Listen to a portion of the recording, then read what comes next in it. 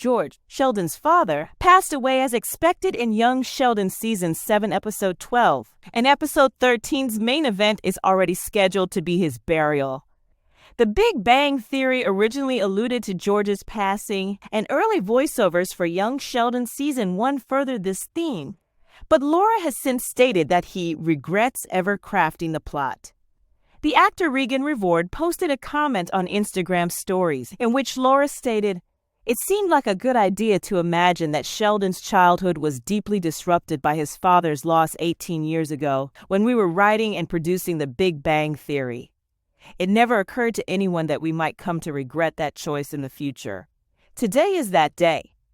While filming the last sequence of this episode, many tears were shed on stage, a reminder that we were all infatuated with a make-believe figure, which is a lesson in and of itself to cherish the true characters in our lives.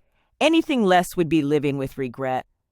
George's death wasn't reserved until the Young Sheldon conclusion, in part because of Laura's sorrow, fellow executive producer Steve Holland disclosed in an interview with Deadline.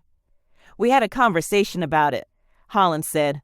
"I think that early on, our thought was probably that it would be the final episode or that the funeral would be the final episode."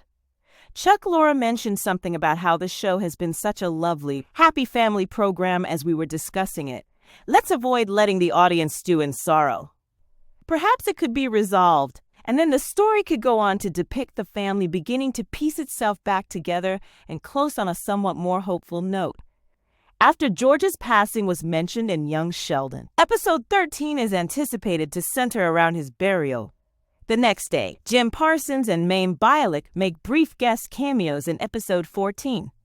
CBS will air Young Sheldon Season 7 through May 16, 2024. Meanwhile, catch up on a ton of amazing TV series that are available for streaming this month.